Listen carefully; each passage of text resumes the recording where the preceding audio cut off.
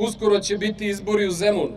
Ti izbori imaju lokalni karakter i ukoliko bude režim na njima dobro prošao, onda će značaj koji će tim izborima dati biti mnogo veći. Ukoliko, ne daj Bože, Srpska napredna stranka pobedi u Zemunu, onda će reći da je to podrška režimu, da je to podrška za briselsku kapitulaciju, da je to podrška za odricanje od srpskih manastira, da je to podrška za odricanje od srpskog naroda koji živi na Kosovu i Metohiji. Mi smo već nekoliko puta pozivali da svi oni koji tvrde za sebe da su patrioti, da se odlučno suprotstave izdajničkom režimu Vučić, Dačić, Nikolić, da sa njima ne prave nikakve koalicije.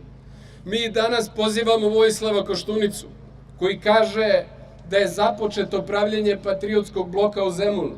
Koliko znam, patriotski blok se može suprotstaviti samo izdajničkom bloku, ali Demokratska stranka Srbije već 4 godine deo vlasti upravo sa Srpskom naprednom strankom i sa Socijalističkom partijom Srbije.